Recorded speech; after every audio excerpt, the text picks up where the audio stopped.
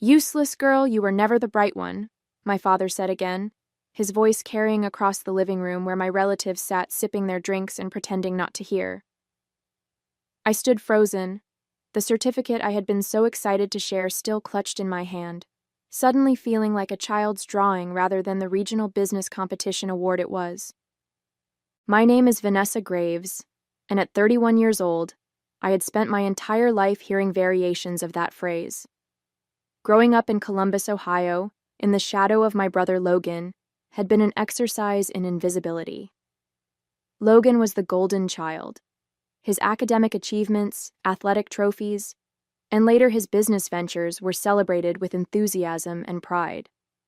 My accomplishments, no matter how significant, were brushed aside like crumbs from the dinner table. "Dad, I was thinking about expanding the company into," I began, trying again despite the knot in my stomach. "Vanessa, please," my father interrupted, rubbing his forehead as though my voice gave him a headache. "Your brother just secured $1 million contract. Can we focus on actual success for a moment?" I watched as my mother gave me a sympathetic glance but remained silent. My Aunt Patricia patted my hand and whispered, "Maybe business isn't your thing, dear. You were always so good with your little crafts." Little crafts. My tech startup that had been growing steadily for 3 years was reduced to a hobby in their eyes. I nodded politely and excused myself to the kitchen, where I leaned against the counter and took deep breaths. My phone buzzed in my pocket, a text from my business partner, Eliza. "Did you tell them about the investor meeting?" I typed back, "Not yet. Timing's not right." What I didn't say was that the timing would never be right in this house. My father, Robert Graves, retired engineer and self-proclaimed business expert, had decided long ago that I lacked what it took to succeed. Too emotional, he'd say, not strategic enough. And my personal favorite, not CEO material.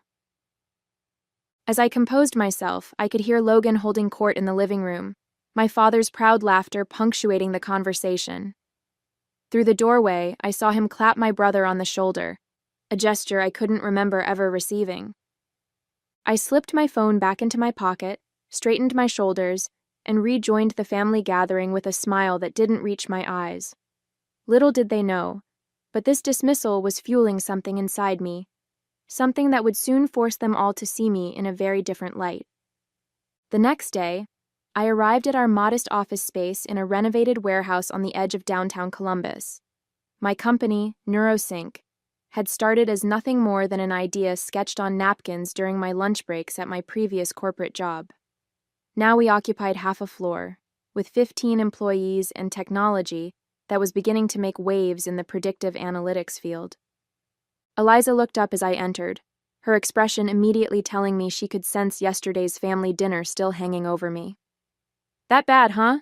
she asked, sliding a coffee across her desk toward me. "Same story, different day," I replied, taking the cup gratefully. "Logan secured some contract with the state government, and you'd think he'd single-handedly solved world hunger." Eliza rolled her eyes. "And meanwhile, we're just over here revolutionizing how businesses understand consumer behavior. Nothing important." I smiled despite myself. This was why Eliza and I worked so well together. She understood both the technology and the weight of constant underestimation. "The investor meeting is confirmed for Thursday," she continued. "Westlake Ventures wants to see the new algorithm in action. If it goes well?" "When it goes well," I corrected her, "we'll have the capital to scale up and take on Horizon Data directly."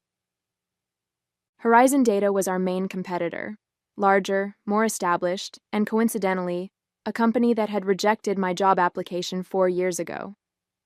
Their CEO had suggested I look into something less technical. That rejection letter still sat in my desk drawer, a constant reminder. Back at my childhood home, there were other reminders. Photographs of Logan receiving awards dominated the mantelpiece. The newspaper clipping about his scholarship to Wharton was framed in the hallway. My graduation photo was somewhere in a dusty album, rarely seen and never displayed.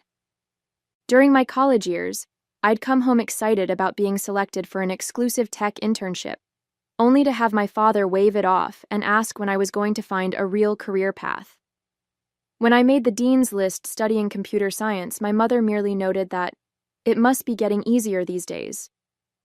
I had learned to stop sharing with them, to keep my dreams and achievements tucked away where they couldn't be diminished. For 3 years, I had lived in a tiny apartment, eating ramen noodles and pouring every dollar back into NeuroSync. I worked 18-hour days, read every business book I could find, and learned from every mistake. All while hearing my father's voice in my head. Useless girl. You were never the bright one. The conference room at Westlake Ventures felt too warm, despite the sleek air conditioning units humming quietly overhead. I adjusted my blazer and glanced at Eliza, who gave me a subtle nod. We had practiced this presentation a dozen times, but the stakes had never been higher. As you can see from our projections, I continued, gesturing to the screen behind me, NeuroSync's algorithm has consistently outperformed market standards by 27%. What this means for retail implementation is an unprecedented level of customer behavior prediction. Gregory Westlake, the silver-haired founder of the venture capital firm, leaned forward slightly. And your competitors? How does Horizon Data's new platform compare?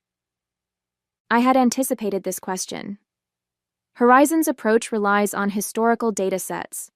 Our algorithm incorporates real-time emotional response indicators.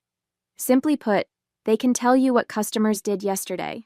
We can tell you what they'll do tomorrow. The room shifted. I could feel the energy change as the investors exchanged glances. This was the moment. The tipping point I had been working toward for years. 2 hours later, Eliza and I stood in the lobby, still in shock. Westlake had not only agreed to invest, they wanted to lead a funding round that would value NeuroSync at $90 million. The deal would transform our company overnight and position us as the industry leader in consumer predictive technology. We did it, Eliza whispered, her usual composure cracking as a grin spread across her face. Vanessa, we actually did it. I nodded, a strange numbness replacing the adrenaline that had carried me through the meeting. We need to call the team, and the lawyers, and... My phone rang, interrupting my mental list-making. It was my mother. For a moment I considered letting it go to voicemail, but some old habit made me answer. Hello? Vanessa, don't forget your father's retirement party is next Sunday. The whole family will be there, and it would look strange if you weren't. You know how people talk. I closed my eyes briefly. Yes, Mom. I'll be there. Good. Oh, and Logan just closed another deal. He'll be announcing his promotion to vice president at the party. Isn't that wonderful? Maybe you can bring those cookies you used to make. Everyone always liked those. The contrast was so stark it was almost comical. In one moment, I was negotiating a multi-million-dollar deal that would change the face of an industry. In the next, I was being asked to bring cookies to celebrate someone else's success. Actually, Mom, I might have some news of my own to share by then. That's nice, dear. Just remember your father doesn't like anything too sweet. The doctor says his blood sugar... As she continued, I caught Eliza's eye. She raised an eyebrow questioningly, and I just shook my head slightly. Some things never changed, but I was about to. The week that followed our successful pitch was the most intense of my professional life. Days blurred into nights as lawyers drafted agreements, term sheets were negotiated, and press releases were carefully worded. I existed on caffeine and determination, barely registering the outside world beyond the whirlwind of NeuroSync's impending transformation. Thursday morning, I was reviewing the final investment documents when Eliza burst into my office, her typically composed demeanor replaced by barely contained excitement. Have you seen it? She demanded, thrusting her tablet toward me. I looked up, bleary-eyed from poring over legal language. Seen what? Forbes, Business Insider, The Wall Street Journal, they're all running the story. I took the tablet, and there it was, my face staring back at me from the Forbes website. The headline read, Disruptor Alert. Vanessa Graves named youngest female CEO in tech after landmark investment deal. My stomach dropped. The announcement wasn't supposed to go public until next week, after all the paperwork was finalized, and after I'd had a chance to tell my family in person. I quickly scanned the article, which detailed the investment deal and highlighted my journey from startup founder to CEO of what was now being called the most exciting tech firm in the Midwest. Several other outlets had picked up the story, each putting their own spin on it. Business Insider focused on the technology itself. The Wall Street Journal examined the market implications of our rise against established players like Horizon Data. But the one that made my throat tighten was from the Columbus Business Journal, our local publication. Columbus native Vanessa Graves makes history with NeuroSync valuation. Everyone would see it, including my family. As if summoned by my thought, my phone began to vibrate with incoming messages. Colleagues, old classmates, distant relatives I hadn't spoken to in years, all suddenly aware of my success. But nothing from my parents or Logan. The silence from them was deafening. "This is huge," Eliza said, reclaiming her tablet. "We should celebrate." I nodded absently, still processing the implications. "We will. But first, I need to make a call." After Eliza left, I dialed my parents' number, expecting my mother's usual cheerful greeting. Instead, my father answered. His voice clipped. "Graves residence." "Dad, it's me. I suppose you think we'd be impressed," he interrupted, "making a spectacle in the business pages." I blinked, taken aback. That wasn't intentional. The announcement went out early. Logan's been working for years to build a respectable career step by step, but you always needed to make a show of things, didn't you? The familiar sting of his dismissal hit, but this time something different followed. Anger. A show? Dad, I built this company from nothing. No connections, no family support, not even a word of encouragement. And now you've got your name in some articles. Congratulations. We'll see how long it lasts before reality sets in. I gripped the phone tighter. The reality is that I'm now the CEO of a $90 million company that's changing the industry. That's not just some articles. "Listen to me," he said, his voice lowering to that tone he used when he thought he was imparting wisdom. "This tech bubble you're riding will burst. It always does. Logan's built something solid, something real." I closed my eyes, suddenly tired of the same old narrative. "Dad, I have to go. I'll see you at the retirement party on Sunday." "Vanessa," he started, but I had already hung up. I sat in silence for a moment, then reached for my laptop. If my family couldn't see my worth, perhaps it was time to show them in a way they couldn't ignore. Sunday arrived warm and clear, a perfect early summer day for an outdoor retirement celebration. I had deliberately not called my parents again after that conversation with my father, letting the media coverage speak for itself. Over the past few days, the story had grown, with several business programs featuring segments on NeuroSync and my unconventional path to success. I sat in my car outside my parents' suburban home, watching guests arrive, relatives, my father's former colleagues, neighbors, and family friends. All people who had witnessed my relegation to the background over the years.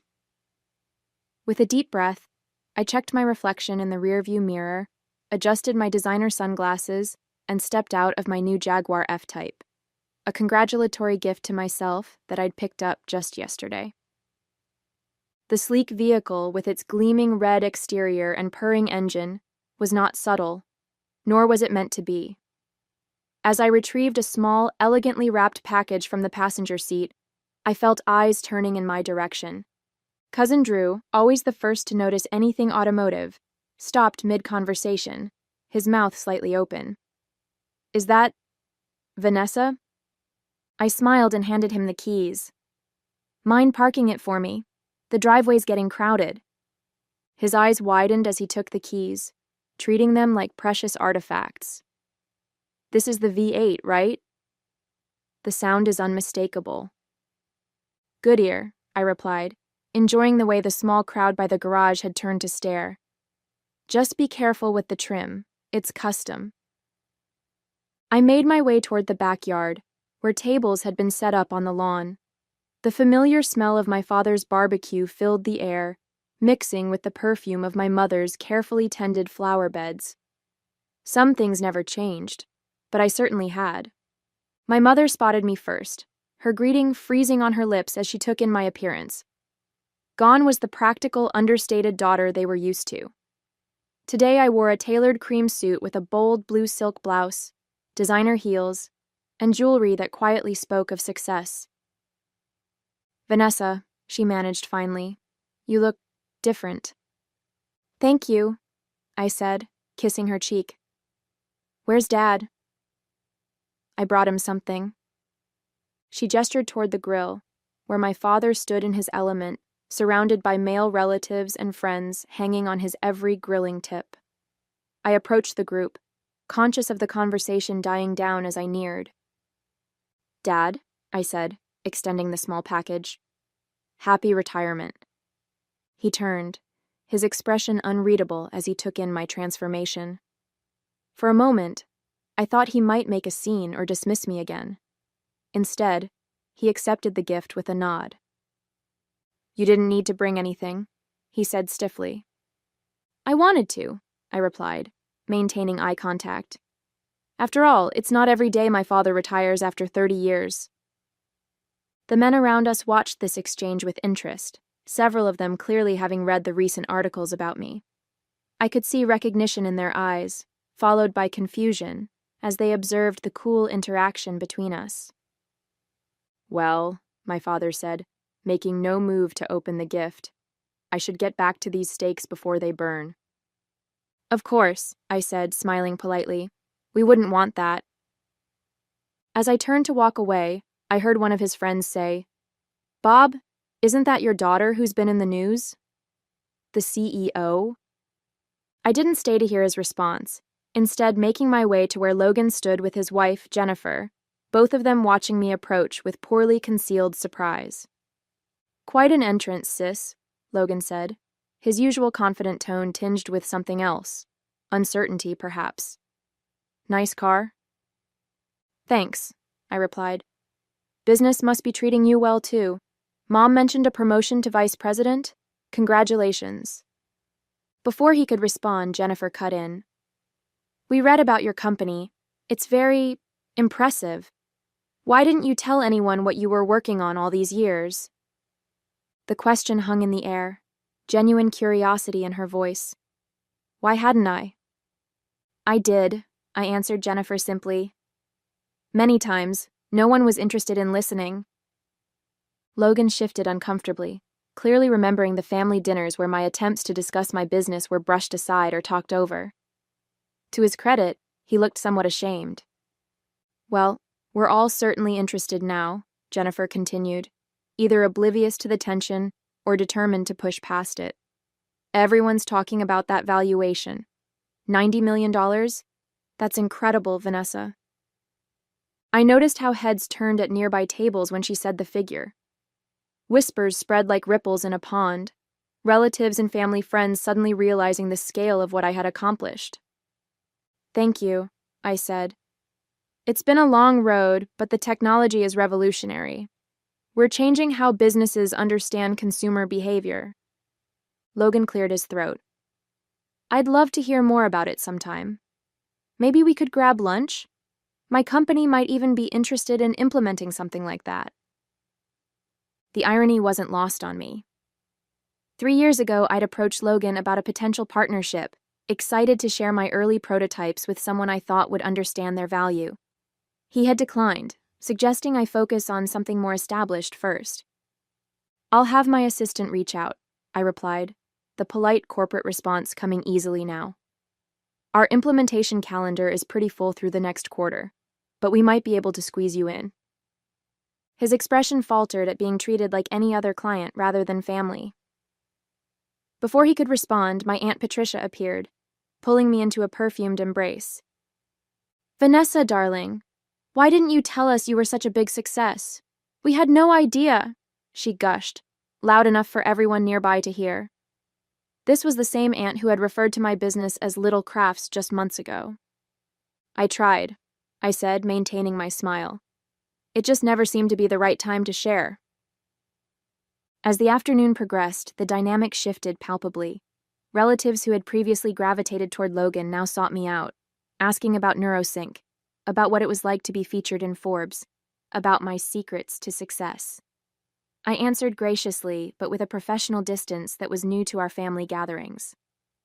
My father remained by the grill, his domain, watching this transformation of his usually overlooked daughter, with an expression I couldn't quite read. He had still not opened my gift, a custom-engraved watch I'd had made specifically for him, bearing the inscription, "To New Beginnings. Love, Vanessa."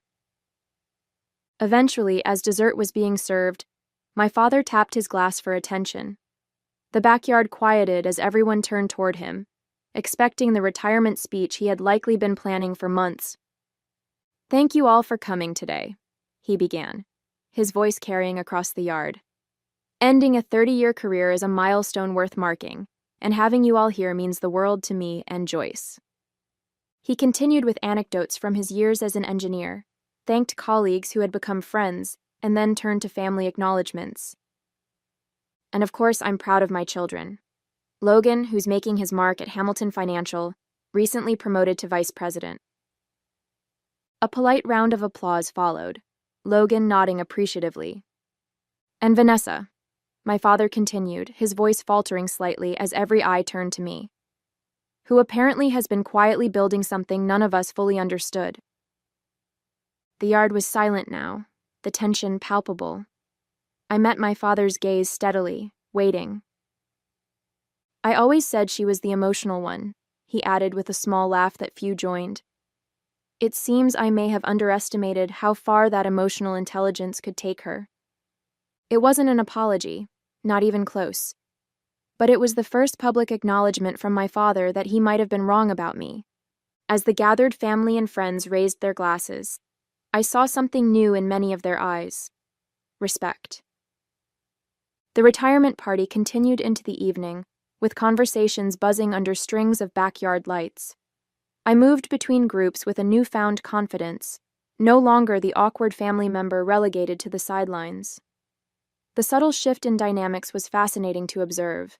Relatives who had barely spoken to me at previous gatherings now hung on my every word. As the night progressed, I found a moment alone with my father. He stood at the edge of the yard, nursing a whiskey and gazing at the garden my mother had spent years perfecting. "You haven't opened your gift," I said, nodding toward the small package still sitting unopened on the gift table. He looked at me, really looked at me, perhaps for the first time in years.